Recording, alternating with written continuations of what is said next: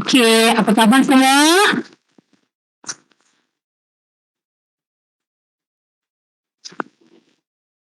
Baik doktor, Alhamdulillah. Sehat-sehat. Okey, sihat semua So harap-harap yang ada kat sini pun semua sihat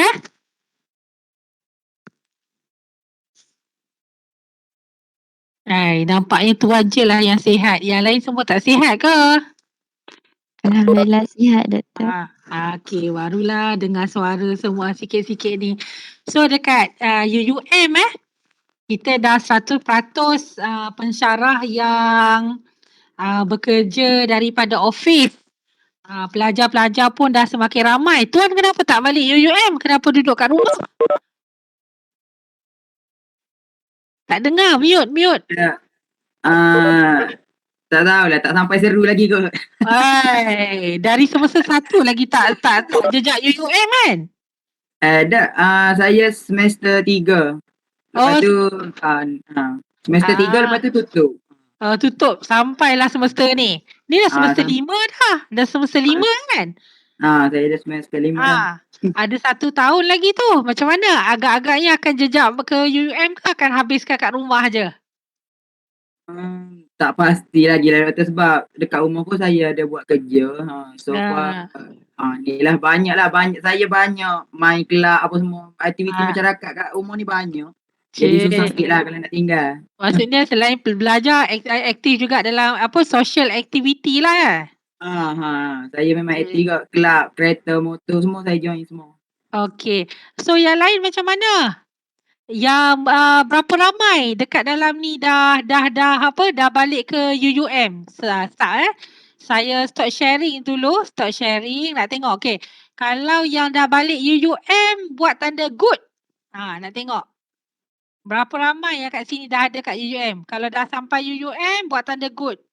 Fatin ada dah. Fatin seorang? Chang Yukun. Macam ni maksudnya tak lagi lah. Main thing. Okey, nampak. Yukun tak balik lagi. Fan pun tak balik lagi. Jadi, okey, so kita buat serentak kita nak tengok majoriti kita dah balik UUM ke belum. So, mana yang dah balik UUM, show me good. Yang tak balik lagi UUM, show me like this lah. Okey, 1, 2, 3. Wow. Okey, nampak. Alia dan Mia dah sampai Fatin dah sampai. Wow. Okey.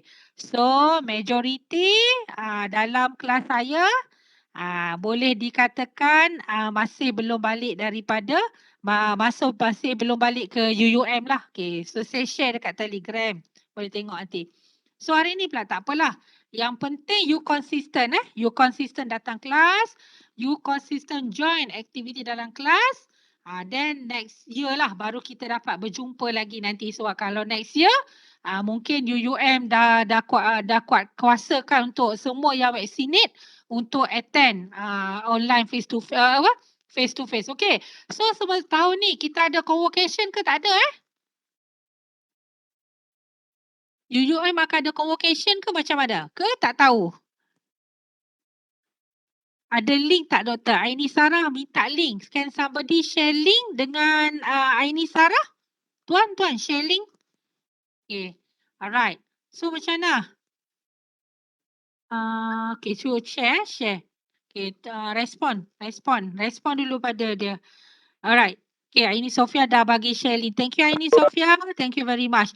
Okay, so tanpa membuang masa, since kita pun dah lewat, tapi harapan kita semualah pelajar-pelajar di sini supaya kita akan ada convocation nanti. Manalah tahu nanti kamu terbuka tak masuk UUM pun attend convocation join menjual barang ke dan sebagainya. Okay, so hari ni kita akan masuk satu topik. Kalau kita tengok hari ni kita akan masuk layout and facilities planning. Ini adalah topik nombor 5 kita. Kita ada semuanya 5, 6, 8. 8 So saya akan cover untuk 2 minggu ni. Lepas 2 minggu kamu semua akan cuti semester lah. So bila kamu naik sahaja daripada cuti semester, kamu akan ada 3 topik sahaja yang akan saya cover dalam kelas. Kita dah banyak topik cover dan kita pun ikut track yang telah pun saya susun dengan elok lah. Nanti akan ada 1 minggu tu saya tak akan buat kelas. You akan bincang dalam kumpulan kamu berkaitan dengan you project assignment dan cuba selesaikan project assignment. Akan ada 1 minggu tu saya tak akan buat kelas. So you gunakan untuk bincang untuk project assignment. Okay? Okay. So saya akan mulakan kelas saya. Okay, so pelajar. Hari ni mungkin ada yang baru pada kamu dan mungkin ada yang dah biasa dah dengar. Okay. So kita nak bincang previously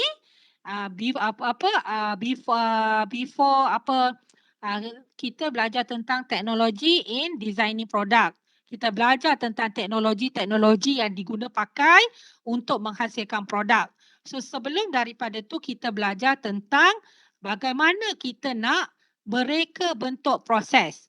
Kita dah tahu ada 4 proses. So ada beberapa step ataupun langkah yang perlu kita guna untuk memilih proses yang terbaik untuk company kita gunakan.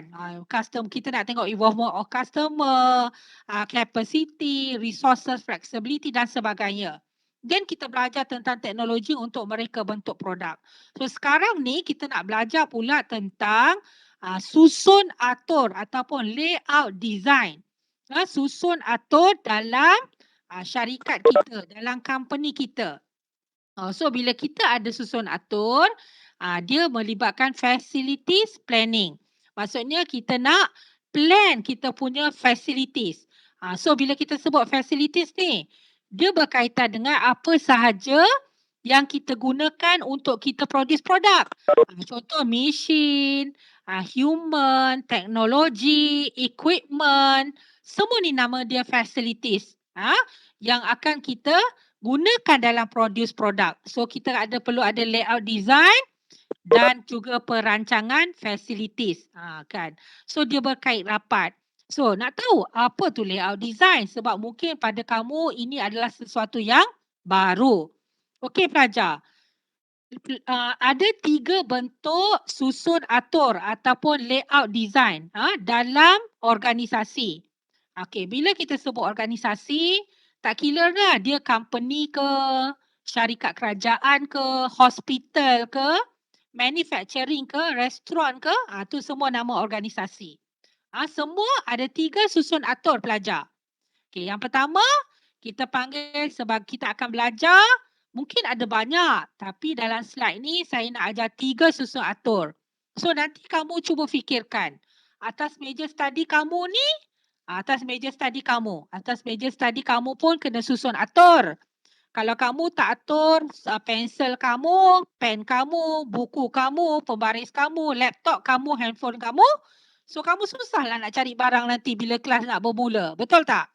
Ataupun yang paling obvious sekali, nampak berserabut. Walaupun kamu ada baring atas sofa, belajar study sambil baring atas sofa pun kena susun atur. Kalau tak kamu akan susahlah nak menggunakan sofa atau sebagainya. So ada 3 bentuk susun atur. Yang pertama kita panggil sebagai proses. Okey. Yang kedua kita panggil dia sebagai product layout. Dan yang ketiga, kita panggil dia sebagai fixed position layout. Okay, tugas kamu pelajar, nombor 1 kena faham. Apa tu proses layout, apa tu product layout, apa tu fixed position layout. Okay, kena bezakan setiap ketiga-tiga ni apa perbezaan dia. Okay. Dan kita pergi dulu kepada definisi. Okay, this is definition for facilities layout. Okay, again. Kan dah sebut susun atur. So susun atur is a arrangement. Arrangement. So dalam company ada apa? Dalam company ada facilities. Facilities apa? Machine, process department, workstation, storage area and common areas within an existing or proposed facilities. Inilah semua ni. Maksudnya facilities layout ialah susun atur bagi apa sahaja yang ada dalam company. Machine, department, workstation, storage. Jadi pelajar susun atur nanti antara machine lah, human resource lah, workstation lah. Yang ni lah yang akan menentukan sama ada ianya proses layout, product layout ataupun fixed position layout. Okay? Alright. So, kenapa nak kena belajar susun atur ni? Kenapa kita nak susun atur, nak buat susun atur dalam company kita? Okay, example. Sebelum kita pergi kepada objektif, kita ambil contoh yang paling dekat dengan diri kamu. Example, saya ambil contoh yang paling dekat dengan diri kamu. Kita kata rumah sebab kamu semua tinggal dalam rumah. Cuba bayangkan kalau saya datang rumah kamu, saya pun susun atur rumah kamu. Saya ambil peti ais, saya susun dekat dengan pintu masuk rumah. Saya ambil peti ais, saya susun dekat pintu masuk rumah. Apa kamu rasa? Marah tak?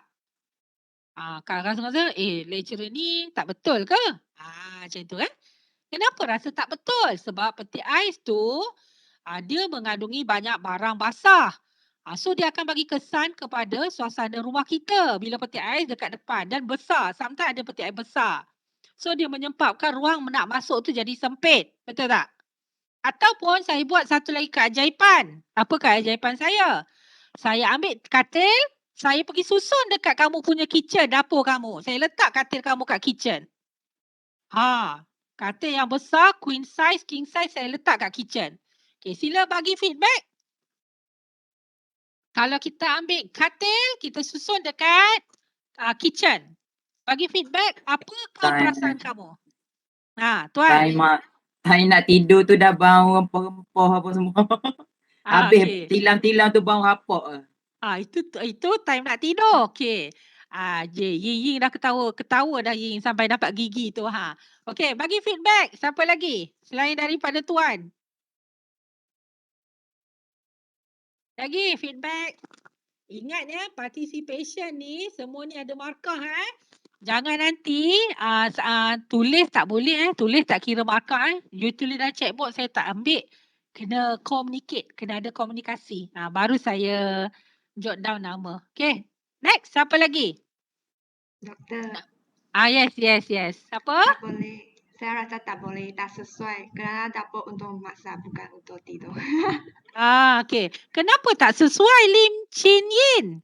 Kenapa you rasa tak sesuai? Apa akan kesan dia kepada mana? Saya rasa function dia tak boleh. Kerana dapur untuk masak, bukan untuk tidur. Tak sesuai lah. Okay. So, Kiri, agree. Okay, agree dengan Lim Chin Yin. Lagi? Pendapat yang lain pula? Takut terbakar katil. Terbakar katil. Okay. Thank you Aisyah. Yang paling senang kita nak relatekan dengan chapter kita ialah pada masa kamu memasak, bagaimana suasana ruangan kitchen kamu? Bagaimana pergerakan kamu? Katil dalam besar, pasti dia akan menghalang beberapa equipment penting yang kamu susun dalam kitchen. Contohnya, katil yang besar kamu letak pada kitchen, bila kamu nak memasak slow, betul? Kan? Dan bila kamu nak capai sesuatu barang pun akan mengganggu proses, kamu akan menjadi lambat. Mungkin kamu terpaksa berdiri atas katil dan ambil. Atau kamu sayang katil, kamu terpaksa macam panjangkan tangan kalau benda tu jauh. So dia memberi kesan. Jadi sepatutnya kamu masak hanya dalam tempoh masa 30 minit. Tapi disebabkan oleh katil tersebut, kamu terpaksa tambah masa 1 jam. Baru siap nasi goreng kamu. Nasi goreng UUM kamu. Example, 1 jam. Kesianlah mak ayah dengan adik-adik kamu kebuluran. Kan? Itu satu. Lambat siap. Yang kedua, Fatin, yes. Fatin Atira nak cakap apa?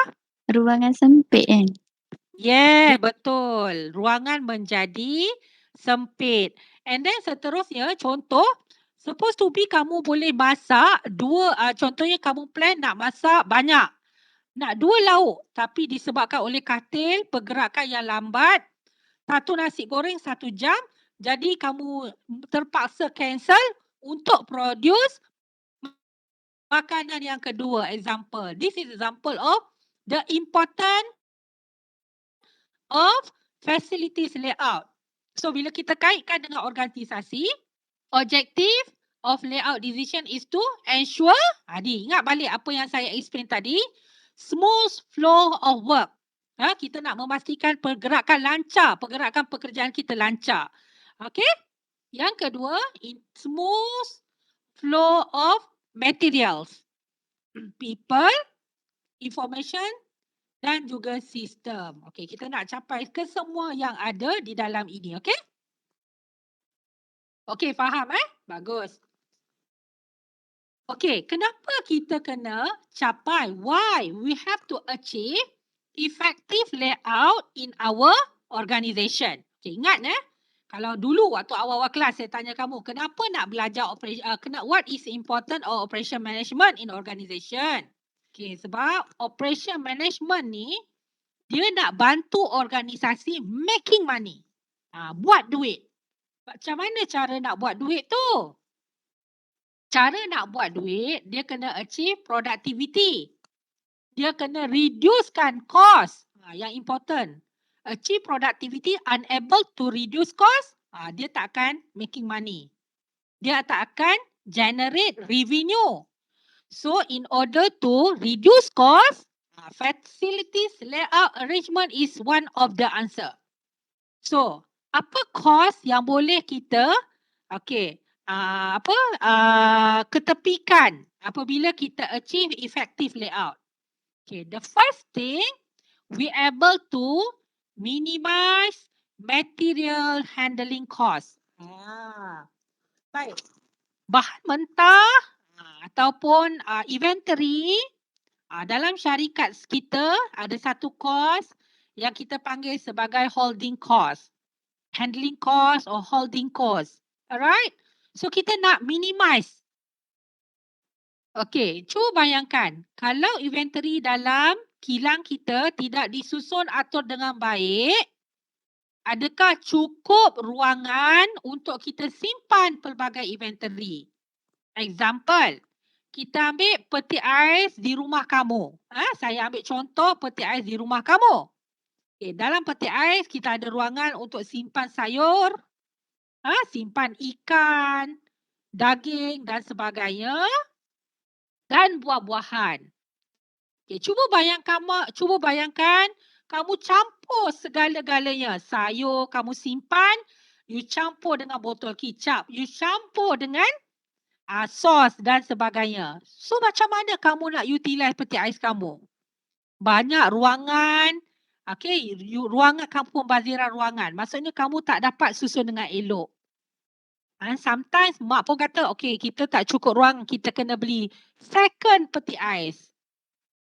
Tambah lagi mesin dalam rumah peti ais yang kedua. Sebab tak cukup ruangan nak simpan. Kenapa tak cukup ruangan? Sebab tak susun atur mengikut kawasan, kontena-kontena yang telah disediakan. Okay, contoh kalau ikan kamu susun kat atas, sayur kat bawah, makanan-makanan kat tengah, so dia nampak perfect. Jadi tak perlu dah untuk second peti ais. Bila second peti ais, dia akan menambahkan kos. Kos apa akan bertambah kalau kita invest untuk beli peti ais yang kedua pelajar? Kos apa yang akan bertambah? Kos elektrik.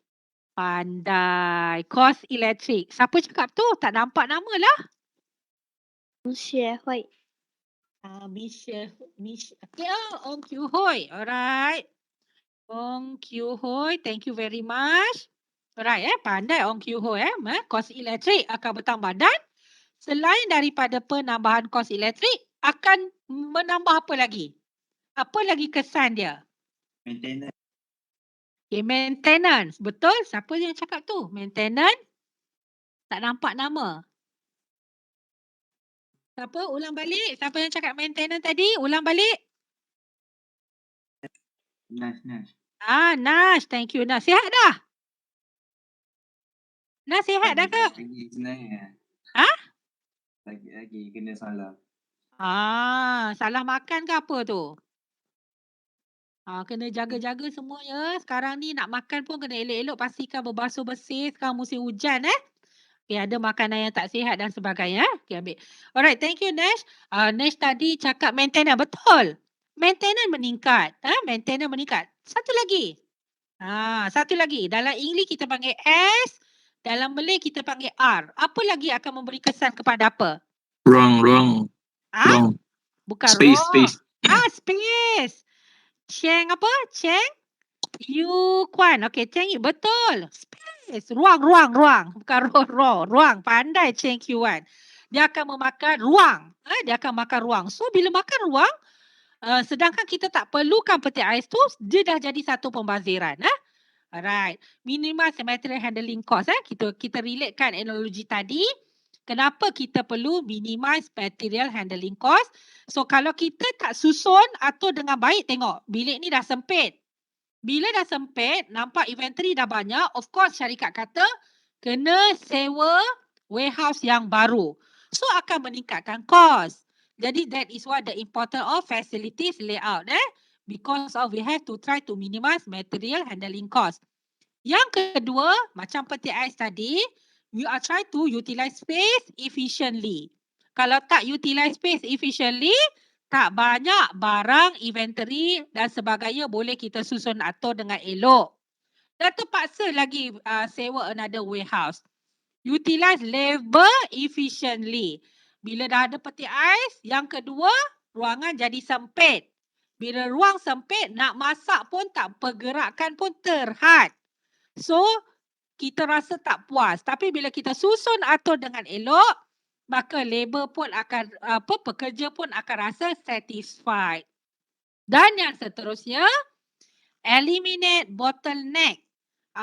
Maybe some of you, the words of bottlenecks is new for you. The term of bottleneck, some of you lah consider baru. So, you kata, bottleneck tu apa? Leher botol. Macam mana ni nak eliminate leher botol? Okay. Nak tanya soalan. Yang ni kita akan cover in the next chapter. Tapi in the next topic. Tapi sebelum nak pergi next topic, nak uji dulu. Siapa dekat sini can explain? Explain early lah sebelum kita masuk topik bottleneck ni. What you understand about bottleneck? Nak tengok dalam kelas saya ni, siapakah pelajar yang rajin dan pandai? Kesesakan. Wait. Banyak sangat ni. We start Wewe dulu. Nama Wewe appear dulu. Okay. Waste product. Waste product. Okay. Waste product saya tekan botol butang. Waste product. Salah. Okay. Salah. Tak apa. Try lagi. Baca buku. Next class saya akan tanya lagi. Okay. Second attempt. Siapa pula selain daripada Wewe? Tadi saya nampak ada nama ni pelajar perempuan. Siapa tadi tak perasan Maklumlah dah tua. Umur pun dah 45 tahun. Otak pun dah tak boleh ingat kuat Siapa ada resepi untuk kuatkan ingatan, share dengan saya, okay? Next tadi, ada double sound tadi. Wewe, lepas tu ada satu pelajar perempuan. Siapa nak jawab apa? Salah pun tak apa. Salah pun tetap dapat markah participation. Kesesakan. Kesesakan macam mana Fatin? Salah. Okay, Ted, butang salah. Okay, bukan kesesakan. Lagi? Bottleneck lagi. Yang ketiga. Yes. Terlalu banyak tak melakukan tiada ruang. Tiada banyak sehingga tiada ruang Chong Hong Leong. Betul? Terlalu banyak perkasan sampai tiada ruang. Ya. Okey, Ted, butang salah juga. Tapi tak apa, jangan takut. Okey, bottleneck ni, okey sorry saya kata Nur Fatin Atirah tadi, Nur Fatin salah. Nur Fatin tak salah.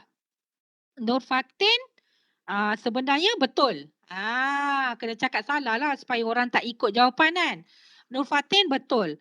Actually bottleneck ialah is a kelewatan kita mengeluarkan barangan. Contohlah bottleneck. Bila kita tunggu bas ataupun di bus stop, walaupun kamu semua tak balik ke sini lagi, tapi you ada experience naik bas kan? Dekat mana yang selalu berlaku bottleneck? Dekat bus Saja. stop. Ya, memanglah kat bus stop. Pada waktu bila? Tengah hari. Bukan.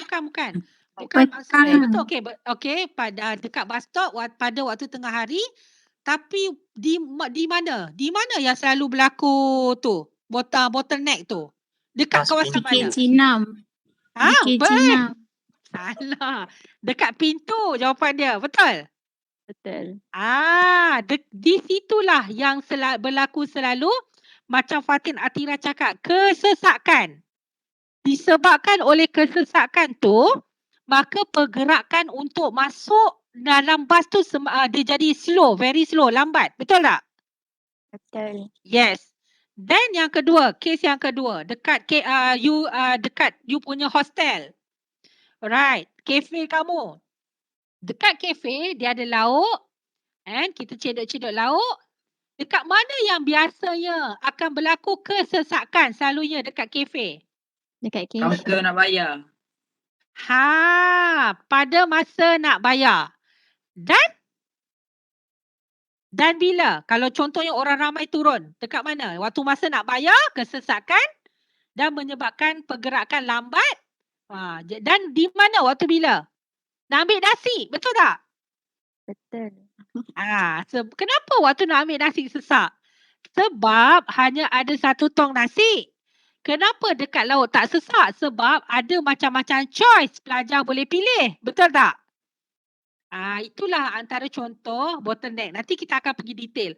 Bahaya tak bottleneck ni? Apa kesan bottleneck ni? Kenapa kita kena eliminate bottleneck ni?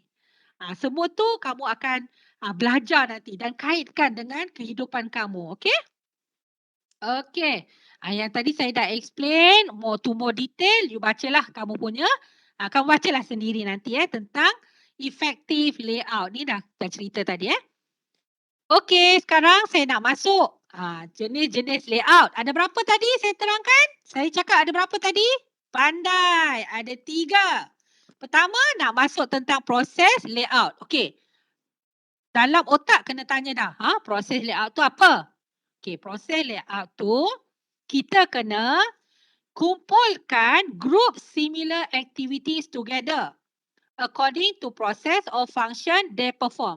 Maksudnya macam ni lah kot. Tak faham lagi kan? Kita kena groupkan similar activity dalam satu kawasan. Aktiviti yang lain kita groupkan dalam satu kawasan pula. Contoh, badminton dengan kumpulan badminton. Bola sepak dengan kumpulan bola sepak. Hoki dengan kumpulan hoki. Okay, squash dengan kumpulan squash. That is meaning by group similar activity together. According to process or function. Dia dah group activity similar. Function pun similar. Perform pun similar. That is the process layout. So macam mana? Nak relatekan dalam suasana sebenar. Dalam suasana praktikal sekarang. Macam mana? Proses apa tu? Okay. So kita example. Yang diberi oleh Russell. Contohnya adalah layout di pasaraya. Supermarket. Kan? Betul tak? Dalam supermarket kamu pergi supermarket. Okay, bila kamu masuk je supermarket. Okay, kalau kata men's department. Contohnya kita akan ada satu for men's department. Hanya ada baju-baju untuk orang lelaki sahaja. Dan tak campur pun dengan perempuan dan juga dengan kanak-kanak. Betul tak? Right. Then untuk children department. Dia akan ada untuk baju-baju children sahaja. Untuk vegetable, dia akan ada vegetable sahaja. Yang inilah yang kita panggil sebagai proses layout. Faham? Bila dia susun atur dalam organisasi, mengikut fungsian yang sama, aktiviti yang sama, yang inilah kita panggil dia sebagai proses layout. Okay. Nak tanya, dalam rumah kamu, di kawasan manakah yang menggunakan approach proses layout? Jawab. Bilik tidur. Bilik tidur. Okey, cuba ceritakan Fatin Atira. Cuba ceritakan, sambung sikit penerangan kamu. Macam mana nak kaitkan dengan group similar activity together according to process or function. Okey, bilik tidur, sila. Macam adik-beradik perempuan satu bilik, yang lelaki satu bilik, lepas tu mak ayah satu bilik. Boleh juga. Oh, ingat ke Fatin Atira nak cerita dalam bilik tidur ada kawasan bed, ada kawasan katil, ada kawasan meja study, ada kawasan untuk duduk. Tu pun betul juga. Tu pun betul juga. Okey, lagi. Satu lagi. Ada kat mana? Dapur. Dapur. Siapa cakap? Oh, betul. Edwin Lee Wei Bin. Okey, betul. Edwin, please explain why you mention that dapur have a significant relationship with process layout. Doktor bukan saya mention punya. I say. Tadi ada orang lain mention. Oh, bukan Edwin Oh, because nama Edwin yang appear. Okey, lagi siapa kalau bukan Edwin, siapa tadi yang bagi tahu dapur? Saya. Siapa? Nama Tan Yong Jin. Baru nampak. Okey, Tan Yong Jin. Alah, Tan. Sorry lah, Tan Okey, Tak apa, Tan tak Yong apa. Jin. Sila cerita. Dapur ada satu ruang untuk itu cawan, letak cawan. Dan letak mangkok. Dan satu ruang letak itu sos tomato, sos kicap. Pandai Tan Yong Jin. Tan Yong Jin kalau pergi rumah mesti rumah bersih ni. Tak. Mesti kemas saja dapur-dapur ni. Tan Yong Jin. Tak. Tak juga. I say kalau kotor tak mau datang lah. Ingat kan nak datang rumah. Okey. Cancel tak jadi datang. Okey, sebab kotor. Okey. Sorry gurau saja. Thank you. Nak bagi ngantuk. Okey. Another example. Ini saya bagi contoh dalam supermarket. Another example yang consider proses layout juga kadang-kadang berlaku dalam manufacturing. Apabila you tengok dia segregate department mengikut fungsi dan juga aktiviti. Here example we have satu lagi ni kita ada satu department di sini. Kita ada late department, milling department, grinding department, receiving and shipping. Kita asingkan department and kita kumpulkan setiap aktiviti dalam satu department yang mengikut fungsi dan aktivitinya. Mengikut fungsi dan aktivitinya. Yang inilah kita namakan dia sebagai proses layout. So dekat sini ada simulasi, you tengok.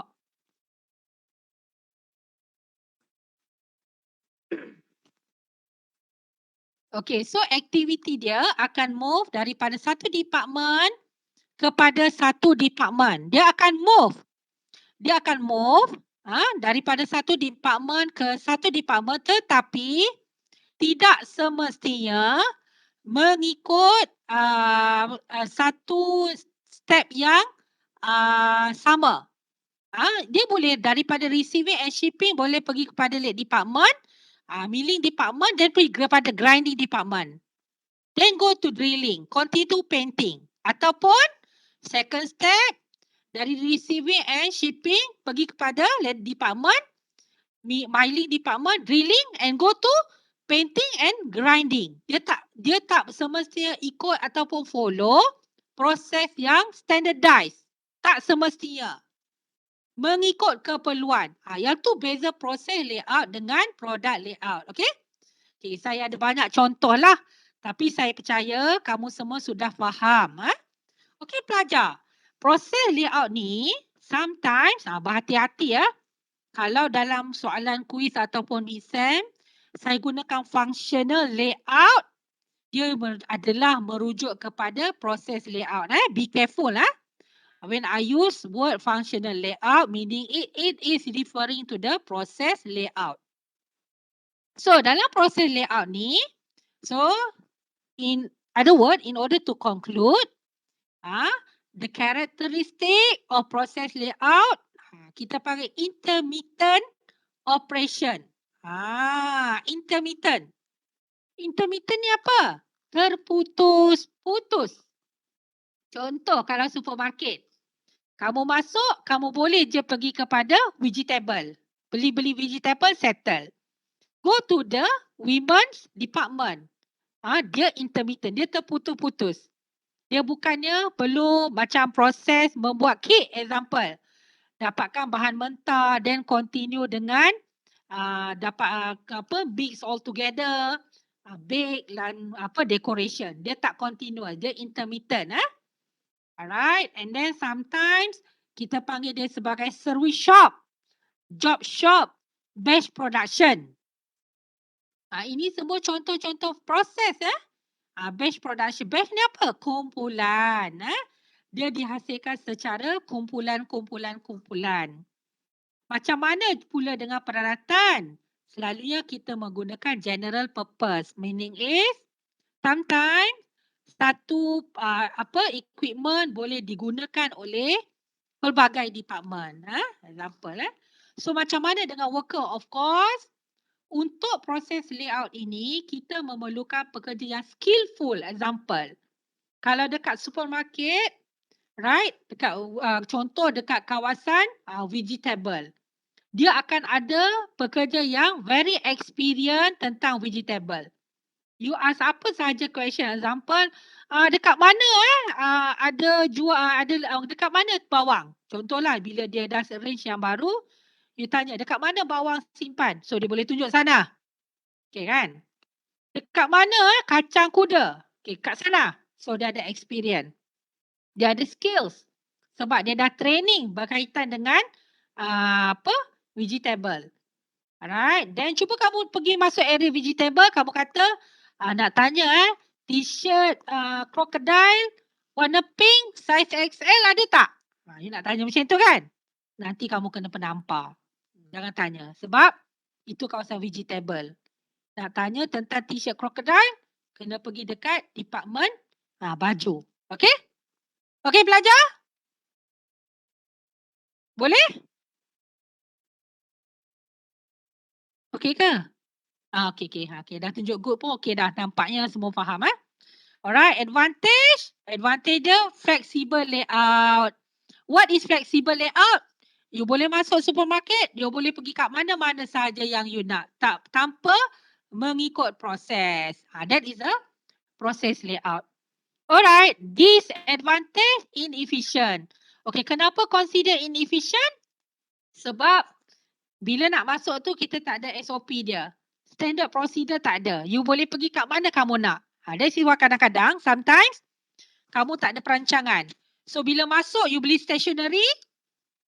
After stationery, you pergi beli barang-barangan mandian. Tiba-tiba tertinggal lagi ada barang stationery tak beli. Then you terpaksa pergi balik. Itu consider dah pembaziran. Bila movement, ingat process chart ada 5 simbol. Movement tu consider tak efficient. Kalau operation management dia tak suka. Dia nak try to reduce number of movement. Because of tak ada SOP tu, you tak ada preparation. Sometimes bila you dah beli vegetable, you pergi kat ruangan biskut, tiba-tiba you teringat ada barang yang tertinggal. So you terpaksa patah balik. Dia dah menyebabkan kamu delay. Kamu mengambil masa yang lama dalam supermarket untuk membeli barangan. That is a process layout. Okay, yang seterusnya, ini ada comparison. Sebelum kita pergi kepada comparison, kita pergi terus kepada proses layout produk. Susun atur dekat sini, nampak tak smooth Nanti ni kena buat, saya kena baiki sikit slide ni. Yang kedua is about product layout. Okay, product layout. Okay, so you baca dulu nota, semua ada nota kan? Saya percaya semua sedang tengok nota. You baca tentang product layout. Sebab dah ada knowledge tentang proses layout, nanti saya nak sebut nama dan nak panggil. Dalam masa 2 minit, baca fahamkan, nanti saya nak panggil. Okay, dalam 2 minit, baca dulu, fahamkan produk layout apa dia.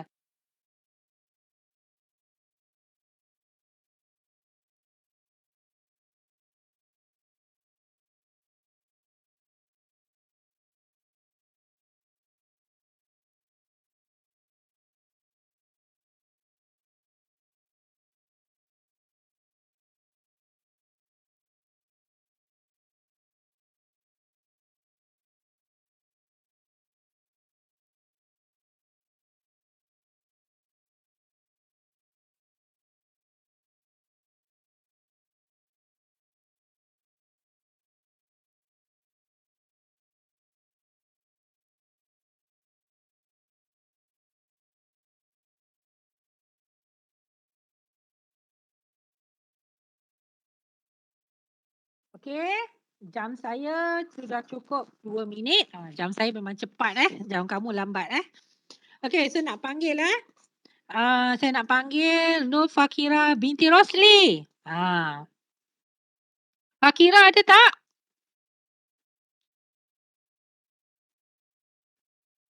Nur Fakira binti Rosli, ada tak?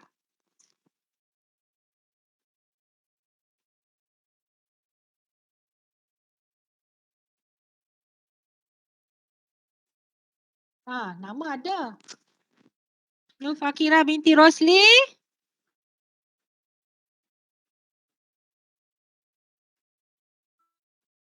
Nur Fakira. Nur Fakira binti Rosli. Okay, so kamu baca produk layout tu apa yang kamu faham, Nur Fakira?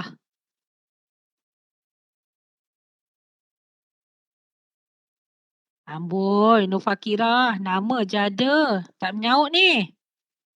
Okay, you baca produk layout, apa yang kamu faham? Ainur Birha binti Ismail.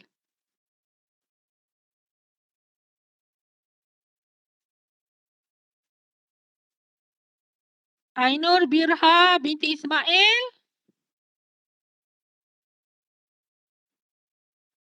Apa yang kamu faham? Kalau tadi kita kata dah proses layout tu kita group similar activity dalam satu department atau dalam satu kawasan. Kalau kata produk layout pula susun atau macam mana? Ainur Birha. Ya, Doktor. Okey. So macam mana kalau produk layout pula? Pada saya faham produk layout ni aktiviti dia mengikut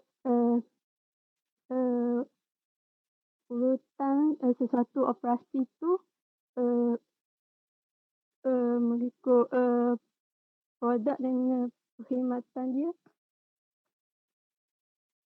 Okey, thank you Ainur Birha. Okey, terima kasih. Betul. Apa yang Ainur Birha kata tadi betul. Okey. So dalam produk layout ni susun atur dia adalah mengikut kaedah sesuatu produk tersebut dihasilkan. Dia ada daripada awal sampai ke akhir is related antara each other. Dia ada kaitan. Kalau dekat sini kita boleh baca dia kata arrange activity in line according to sequence. Dia ada sequence. Sequence ni ialah dia ada susun atur dia yang khas, yang spesifik. Dia ada standard operation procedure dia. Dia ada SOP. Macam proses layout tadi tak ada prosedur. You boleh pergi ke mana yang kamu nak. Okay?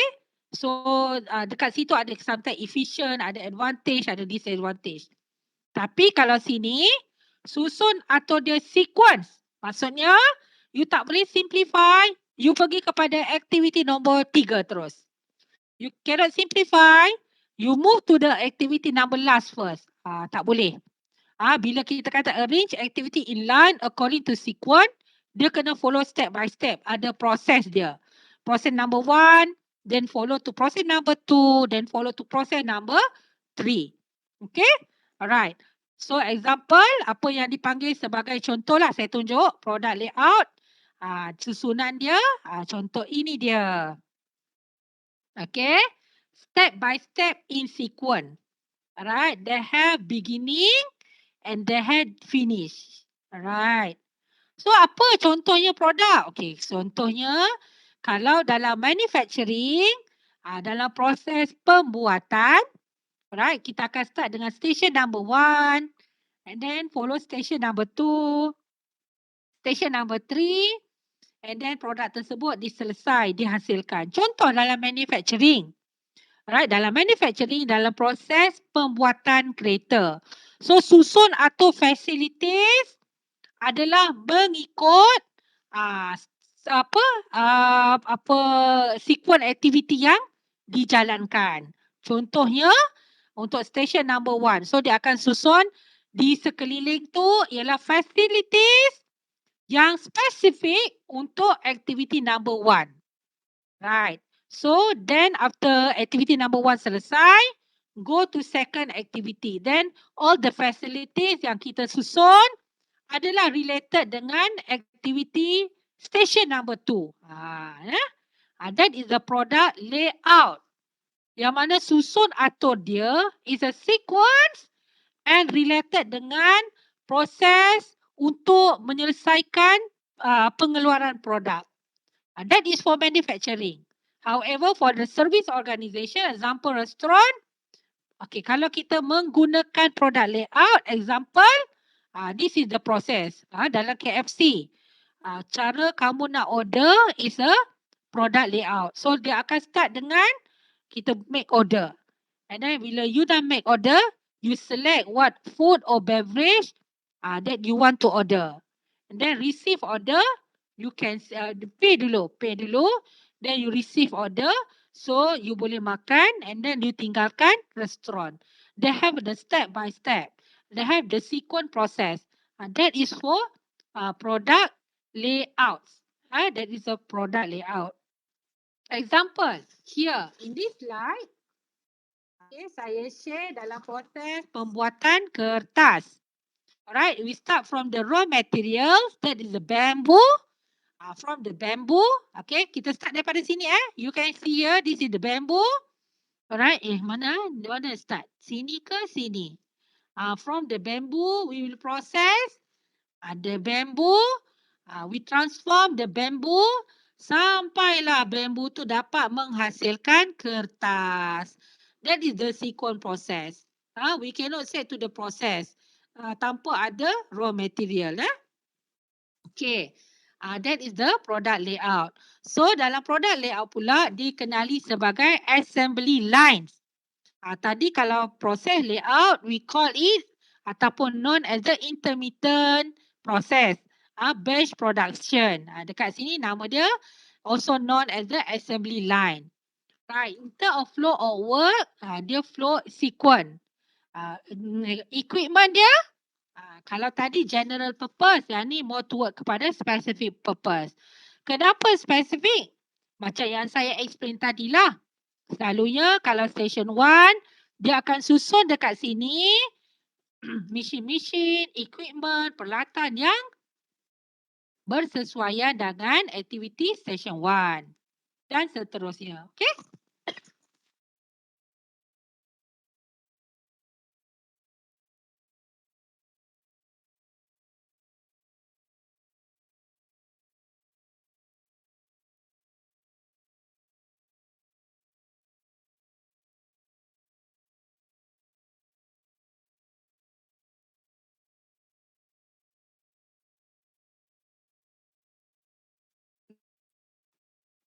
So you boleh baca dekat sini the advantage dan disadvantage. Yang tu you baca sendiri Yang penting you boleh kena pasti konsep.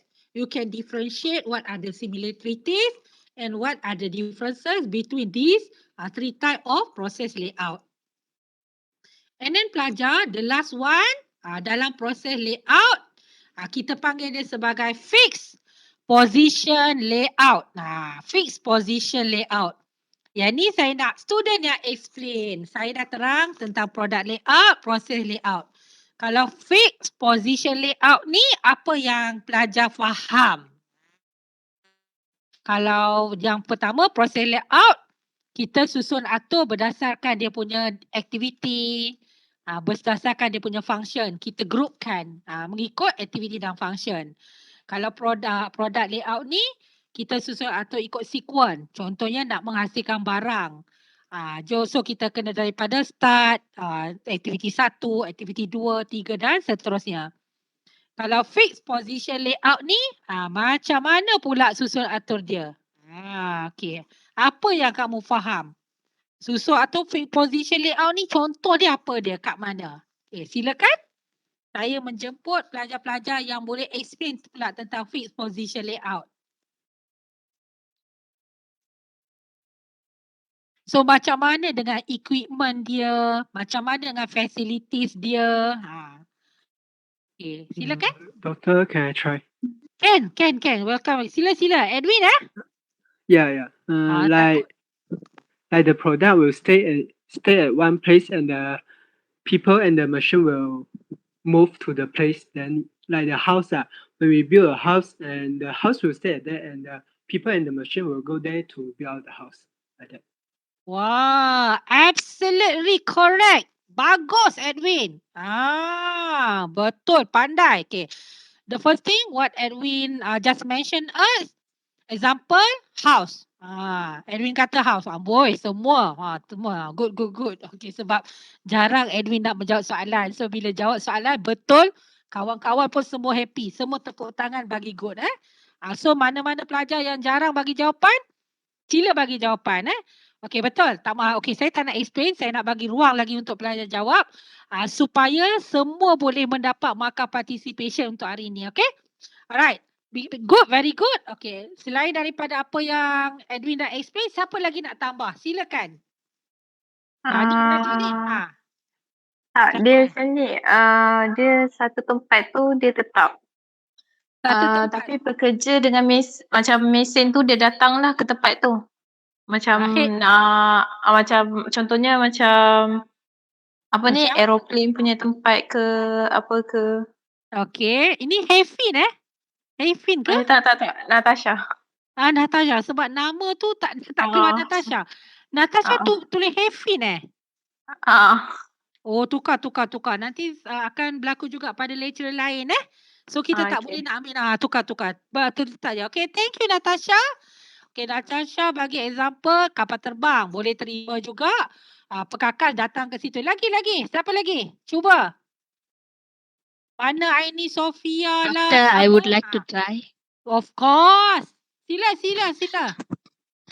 Doctor, operation theatre in a hospital where doctor and patient need to go into the operation theatre to finish up the operation. Yes. Very good example. Operation theatre. Alright. So semua kena datang kat situ.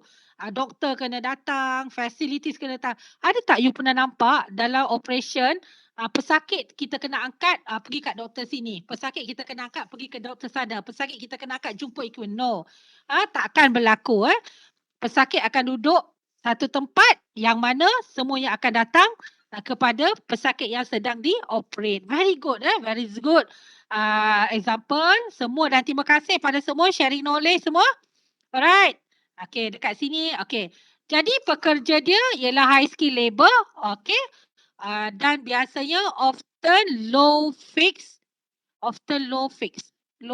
cost ke apa ni low fixed. Typically high variable cost. Low fixed cost dan high variable cost. Fixed cost dia rendah sebab fixed cost ni cost tetap. Contohnya tak banyaklah nak gunakan kawasan. Dia ada satu tempat je sebab semua akan pergi ke tempat situ. Equipment datang situ. So that is why the fixed cost is rendah. Manakala variable cost is tinggi. So hari ni pelajar tercapailah objektif saya in order to explain about 3 type of layout. Okay. Apa yang saya ajar hari ni, kita akan sambung pada kelas yang akan datang yang mana saya nak ajar kamu bagaimana kita boleh menyusun atur menggunakan design proses layout dalam sesebuah organisasi. Example, macam mana kita boleh arrange ataupun nak dapatkan effective layout dalam sesebuah organisasi. Okay, saya akan ajar kamu menggunakan block diagramming dan juga relationship diagramming. Alright. Block diagramming tu macam mana? Block diagramming, ini contoh block diagramming. Saya akan ajar kamu, kita bagi department. So dalam department tu kita akan make sure buat keputusan sama ada susun atur existing layout ni is effective or not. The first decision. Kalau we consider, lepas kita buat analisis, kita dapati not effective layout, so you have to redesign. So, I akan ajar kamu macam mana untuk redesign existing layout, proses layout, sampailah kita jumpa satu layout yang efficient. Alright, itu saya akan ajar. Second thing, saya akan ajar menggunakan block diagramming. So, again, sama soalan dia, is it the existing layout is efficient or not? You akan buat analisis. Kalau tak efficient, then you have to propose layout yang lebih efficient. Layout yang lebih efficient. That is a block diagramming. That is block diagramming. This is relationship diagramming. So kalau dalam block diagramming, dia akan bagi angka, number, data, figure. Tapi different dengan relationship diagramming, dia akan hanya bagi A, E, I, O, U. So you have to rearrange all the department. Okay, so kita akan belajar pada kelas yang akan datang. So make sure sebelum kita belajar, you baca note, baca nota supaya senang. Jot down apa saja explanation yang saya berikan. Okay, so dia quite technical. Okay, so pada kelas akan datang, kita cuba untuk cover this topic 2 minggu. 2 minggu sebelum kamu cuti. So that saya rasa tu saja setakat ni untuk kelas kita. Bersedia untuk kelas akan datang yang lebih menarik. Yang penting for today kamu faham konsep untuk ketiga-tiga proses layout. Okay kelas? Okay, very good semua. Okay, kalau rasa bagus, alright, semua boleh buat tanda good. Okay, bagi sokongan kepada saya. Nak dapat sokongan juga. Okay, kalau semua puas hati, bagi tanda good. 1, 2, 3. Alright, thank you very much semua. Okay, so that's all for today. Terima kasih Tuan. Bersama saya sentiasa. Buka video, support saya. Thank you very much. Really appreciate. Memang betul-betul perkhidmat social community. Okay. So that's all for today. Jumpa kamu pada kelas akan datang. Bersedia semua dengan nota, calculator, pensel dan juga pen. See you next class. Bye. Assalamualaikum warahmatullahi wabarakatuh. So sharing untuk QR code sekali lagi. Okay.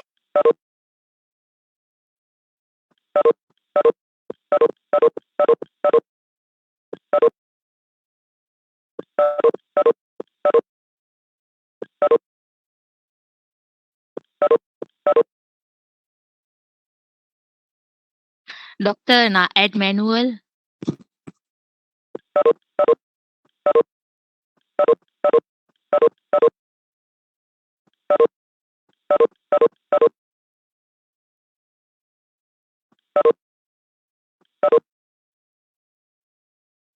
Okay, Ana Jessina. Boleh. I addkan manual, okay?